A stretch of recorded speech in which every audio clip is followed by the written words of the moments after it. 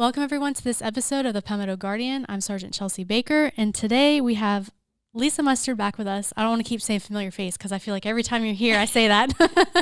That's okay. You can say it. I like being a familiar face. Yes. I appreciate that. But if you could just say where you work and all that kind of stuff, so those who haven't seen previous podcasts, they know. Right. Yes, because there might be people who have no idea who I am. Exactly. So my name is Lisa Mustard. I am a marriage and family therapist. I work for the South Carolina Army National Guard, and I help families, soldiers, as well as airmen, cope with just life and stuff that happens across it all. I feel like I've heard everything at this point in my career here with the Guard. So nothing is, I hate to say nothing is new. It's just the particular person's experiences kind of showing up. So, but I work with, I work statewide now that we're kind of virtual. So if you guys live in Greenville, I am located in Columbia. So if you live in Greenville or you live in Charleston and you want to connect with me, we can set up a virtual session and I can consult and see how I can help folks. Yeah. Awesome.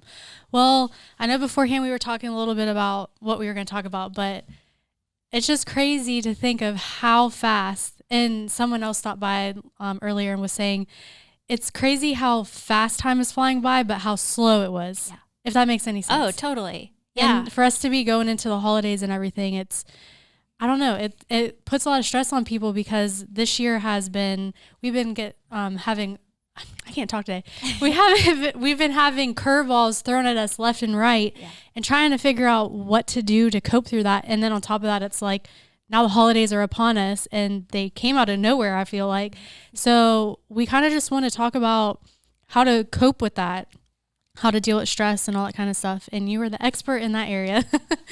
Thanks. I don't know if I'm the expert, but I definitely have experience with stress. I mean, you're right. This year has been one big stress ball for so many people. And if you guys didn't catch the most recent episode I was on where we talk about kind of how to deal with the stress of the pandemic and the unknown, I would highly encourage you to go back and listen to that one, because that's where we talk about when you change the way you look at things, the things you look at change. And so I'm kind of like part two of that idea. Let's take that into the holiday season. And I don't know about your neighborhood, but I kid you not, it was like 2 days after Halloween, Christmas stuff was going up in our neighborhood. I was like, whoa. Wait, like, I'm not ready for that. Can we? So it is. And I honestly think that people might be doing that because we need the fun. Like, we need the distraction of just the ick that is going on around us. So I think that's kind of a neat thing. Like, I'm changing the way I look at the holidays. Like, we need the holidays. Thankfully, in South Carolina, we don't have that mandate where we can't have our holidays. But I know that is going on in other states. So if you have family members you can't see, that's something you have to figure out as well. And it's this whole year, it's gone by super fast, but the days sometimes have felt really long and really slow. So I totally get what you mean by that. Yeah. I can't believe that we're going into a new year. And like you said, there's so many unknowns.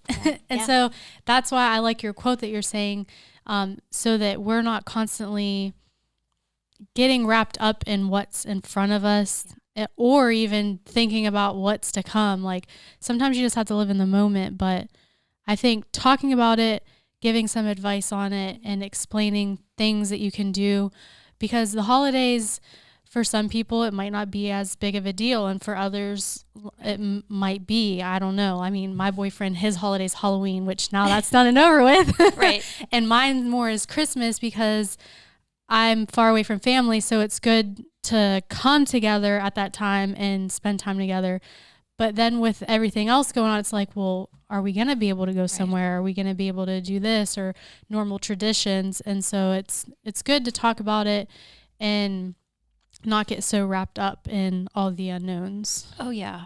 Right. And I think it's what you just said is really important, is we're talking about it and we have people that we can talk to about it. So I want to remind folks out there, if they need someone to talk to about it, the behavioral health specialist, that's what we do here at the Guard. And you can always reach one of us at our 800 number, which is 800-681-2558. And how that works, it's confidential.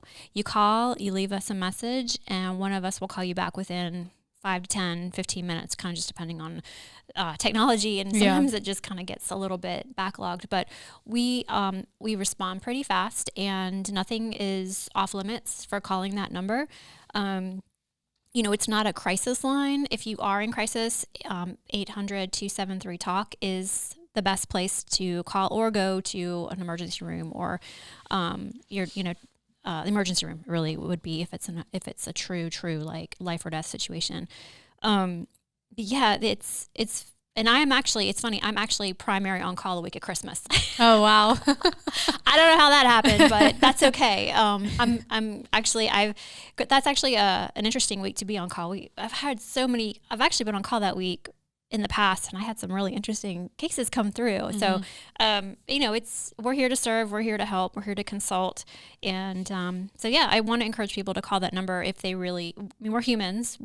There's no judgment. There's no agenda on my end on what you should or shouldn't do. It's just a person that you can talk to and kind of like figure out what you need to do next. Mm-hmm. And so I know we mentioned talking about helping families that have a deployed soldier or airman during this time of year. And it comes up every year. Mm-hmm. There's always somebody who's deployed.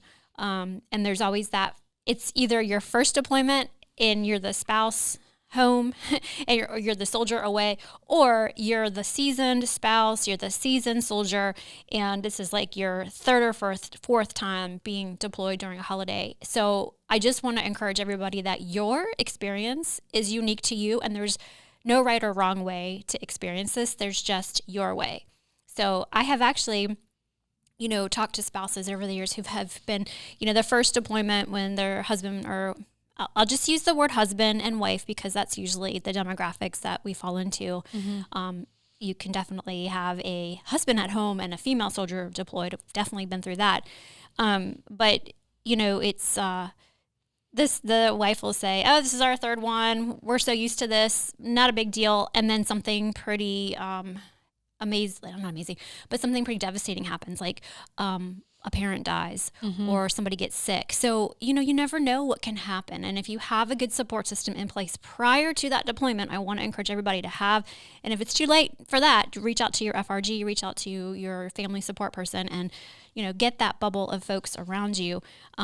It's always good to have that support system in place, and have it, talk about it with your soldier. Talk about what your support system looks like, because you might have one idea and he or she might have another, but you really need to talk about what that looks like. I mean, mm-hmm. I think that's just good communication for families in general, to have like the plan and, who you're going to contact. And I know that pre-deployment yellow ribbon stuff, they make you go through all that, but a lot of the times that information doesn't really happen. The conversation doesn't happen between the spouses. And I know that, like I've heard that. Mm-hmm.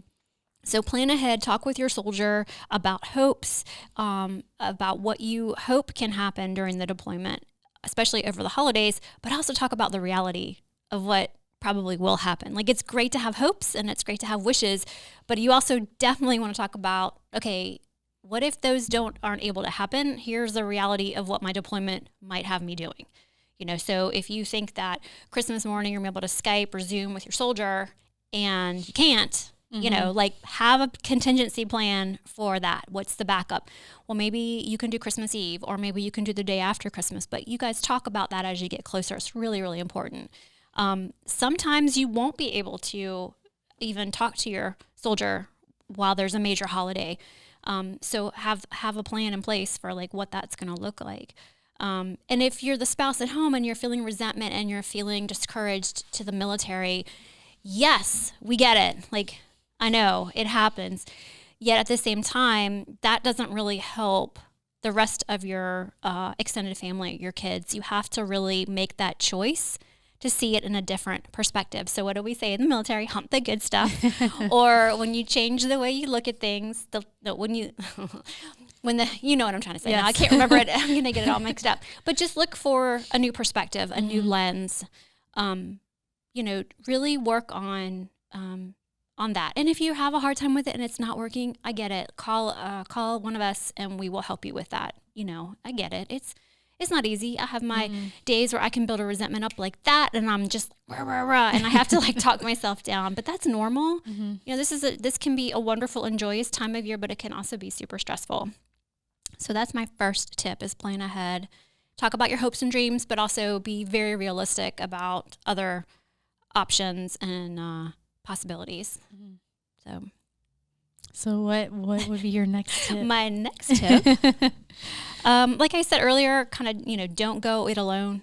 Have a support system in place. Make plans for holidays if you can. I know COVID-19 has definitely thrown a wrench in all of this, but Zoom with your family as often as you can. Get your kids involved. Get creative. Ask your kids. Like this year is going to be different.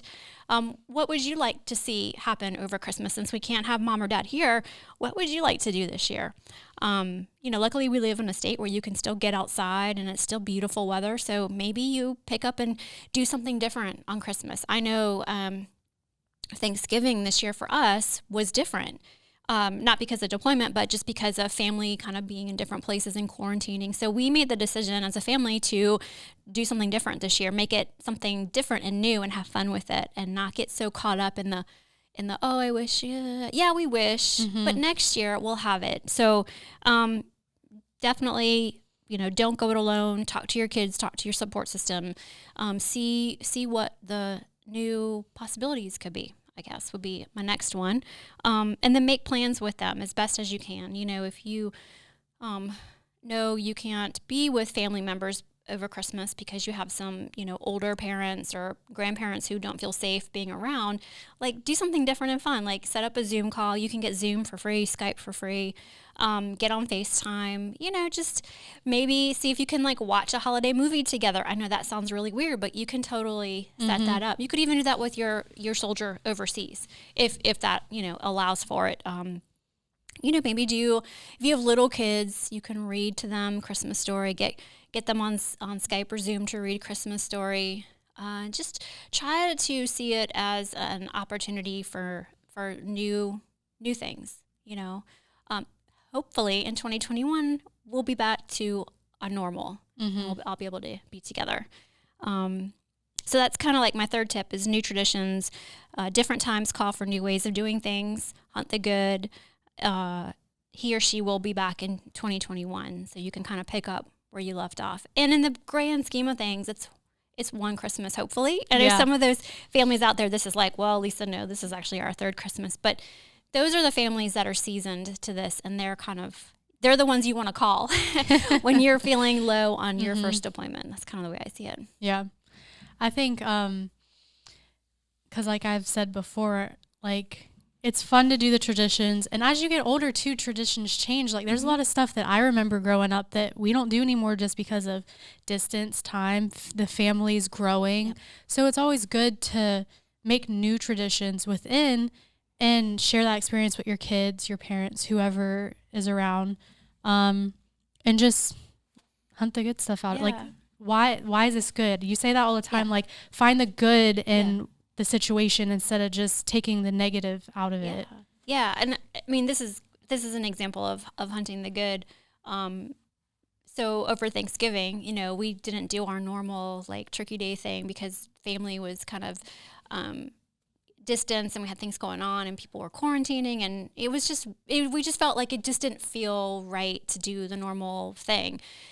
So we were like, well, the kids have Wednesday off. I have Thursday and Friday off. My husband took Thursday and Friday off. So we just picked up and went on some hikes, We were like, well, why not? This is beautiful weather. Like, let's just get out and explore South Carolina because we can still go outside and breathe the air. And it was so fun. It was so fun. And I'm kind of like, oh, can we do this again next year? Like, can we fit it in around, maybe next year we'll like bring our family members with us and on Friday, and like the whole Black Friday thing, like I don't even want to shop. I've never shopped during. No, maybe I'm too afraid. Yeah, and this year, like you can't. People didn't go anywhere because of everything was online. So there's that you got to think about. But yeah, I love the idea of new traditions. There's the sky's the limit with what you can do. I think that's really exciting. My other suggestion, and I really haven't looked much into it, so I don't know what's out there. But another, one of the ways that we can instantly feel better is when we help other people. So if there's a volunteer opportunity out there over the holidays that you can do, like Harvest Hope here, always, I get emails from them all the time. They're looking for volunteers to help. So there are a lot of people out there in need, and that really helps us shift our perspective and helps us learn gratitude and being thankful for what we do have when we go and we help other people. So, I think that's another wonderful thing that you could maybe adopt as a tradition this year is where can you volunteer? Where can you help? I mean, I don't know if they're going to be doing the soup kitchens or but there's definitely still space, whether that be doing a coat drive or, something for the kids that are underserved or underprivileged. Like there's definitely things out there, and you can probably just get on Google and search for volunteer opportunities here in South Carolina, and I bet you'll get a ton of ideas. Mm-hmm. And if you can't find something, well, my kids are so creative, like task your kids with like, okay, well, maybe there's something you guys would want to do and give back. What do you have for ideas? Like my kids always want to do a lemonade stand, which I'm like, hot chocolate. Yeah, we could do a hot chocolate stand. You could you could raise a little bit of money. And so there's always options. And I think volunteering to help others helps me get out of my own head and out of my own funk. So I like that idea too. Yeah. I think it's interesting now sitting here talking to you and thinking about last year and the things we were talking about, and you explaining like ways to cope with maybe family situations that you don't face until you go to the holidays and stuff. And now this year it's just like, well, I guess you don't have to worry about any of that because you can't really go anywhere. Right. Yeah. Yeah. I remember that one I did with Chaplain Denny and talking about like when you disagree with somebody at Thanksgiving or Christmas dinner, like politics, or even like Clemson versus Carolina, how do you have that conversation?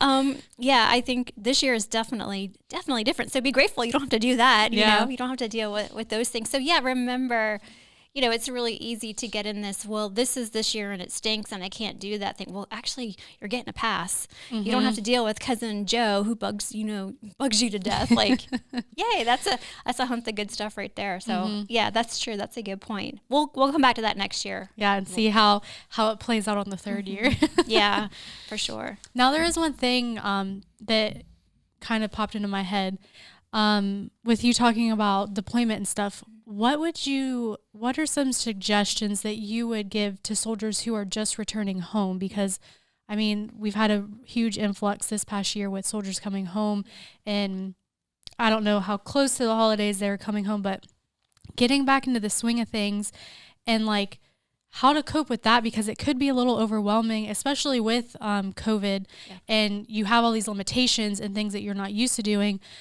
But then you're also overwhelmed from being home and not being around. And what's some advice that you would give somebody that's in that situation? So I love to say that there's like what people romanticize to be the homecoming, and then there's the reality of the homecoming. So depending on where you are in the redeployment or coming home stage, you just got to be aware that your expectations for homecoming might be very different than reality. I'm not saying that to say, it's going to flop or it's going to be this beautiful thing, but just be aware, just be realistic. And your soldier probably better than I do if I were to meet your soldier. So just be realistic about what is possible for their feelings, for their temperament, for their affect. You can't control it, but you could definitely need to be, aware and realistic. So I used to joke around and say that everybody wants to think it's sunshine and rainbows and unicorns when the soldier comes home. And I think it is for a little bit, and that little bit could be 2 days for some people. It could be 2 months. And then the reality can kind of hit. And there is a shift. You have to, coming home and reintegrating is a big process. And you have to recognize it as being a process. And there's only your way of going through that process. There's we could sit here and tell you the different phases and stages of reintegration. And you're probably going to go through them all, but you're going to go through them at a different pace. And your world is going to be different than your battle buddies, world and reintegration. So recognize that there are going to be some days that it's awesome, sunshine and lollipops, and then some days it's really tough. And it's really hard, and that's normal. Like, that is normal. I want to say it again. Y'all, that is normal. So just keep that in mind. there's all sorts of resources, of course, when the soldier comes home. Now, do they always take advantage of those resources? Not always. The spouse or the girlfriend or boyfriend usually knows of those resources way better than the soldier does, is because they're so invested in that homecoming and that reintegration. And the soldier is as well. But sometimes if this is your first time reintegrating, there's going to be stuff that happens that you're not expecting, like feelings and thoughts and behaviors that you just, it can be jarring. So take it easy. Take it one day at a time. If you need support, if you need help, please reach out and ask for us. If you are having marriage issues prior to deployment, you might be having marriage issues reintegration. So keep that in the back of your mind too. Nothing like, if you don't work on those things, they don't magically go away, right? So you might need to jump into some marriage counseling, and we can help you with that. If you had kid issues prior to deployment and you come home, sometimes those kid issues, they can still be there too. Or you have a new issue because kids are growing and changing and relationships evolve. Kids grow. Your 10-year-old daughter is not the same at 11. Trust me. Trust me. Like, it happens fast. And that's normal though. Life doesn't go on hold because of deployment, and life doesn't go on hold because of reintegration. So there are going to be obstacles and bumps, and y'all, if I say it again, it's normal. Like, don't stop watching this, but it is. So I just want to normalize that it is. I mean, it totally is. I don't care which deployment it is. If it's your first or it's your fifth, it's different. It's always different, and different doesn't mean bad. It just means different. So if it's different and it's weird and it's hard to deal with, then reach out and ask for some support. And, a lot of people kind of wait until it's too late. And I say, what's too late?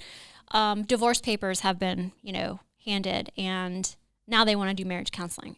That is just really hard, So, and I've seen that over the years of being a marriage and family therapist. I feel like it's really hard to come back from that once you hand over the divorce papers. So if you are struggling, or you're having, thoughts of, stuff's not right with your marriage, then reach out when you start to have that feeling. Don't wait until it's too late. Same with your kids. I always say it's better to kind of be proactive, because I'm not looking at this from like a clinical, what label can I put in this? I'm looking at this as a wellness model. How can I help you be more healthy and well in your life? So reach out as you see that kind of like slipping, I guess is what I'm trying to say. Does that make sense? No, definitely. Okay. I think a lot of times it's an ego thing. Oh yeah. And people don't want to admit that they have an issue, but I can tell you that it makes it 10 times better if you ask for help than to try to figure it out on your own, or just bottle it up inside. It doesn't work out. So I really appreciate you stopping by and giving your knowledge, all the information that your department does, and ways that they can reach out to you guys if they need help. But before we end this, is there anything else that you would like to add or tell the listeners, viewers who are watching? Oh, just once again, if you do need support, if you wanted to set up a consultation, you can call 800-681-2558. You can always call that number and you'll get one of us calling you back. I'm virtual these days. So if you want to set up an appointment just to kind of chat, maybe make a game plan, just run some things by me, you can reach me through that number.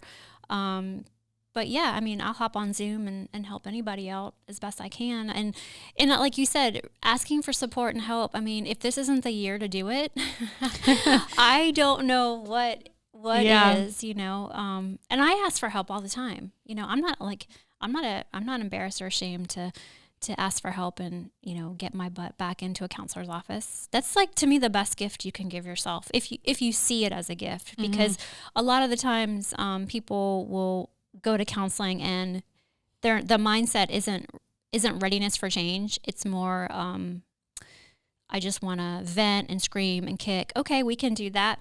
But how long do you want to do that before you take ownership and, make some changes in your life? And I think that's one of the things that I enjoy doing the most, is helping people with change and when they're ready. So I guess that's all I have to add. Well, I love it. I love every time you come in and give us your words of wisdom, because it always makes me feel better, at least. Oh, good. So I know that if I feel good, then our listeners and viewers are feeling good as well. But I really appreciate you stopping by again today. Sure. we'll probably have you after the first of the year to talk about some stuff with what's coming in the new year, I guess. Yeah. I mean, I would love it if people were to give you feedback on what topics I can bring to them, and if I can't do it, I'm sure I can find somebody who can. Yeah, definitely. Yeah. So with that, make sure you leave us comments in the comment section below. But for those who are listening and watching, if you like this video, make sure you give it a big thumbs up. If you haven't subscribed to our channel, make sure you hit the subscribe button, and we will catch you in the next episode.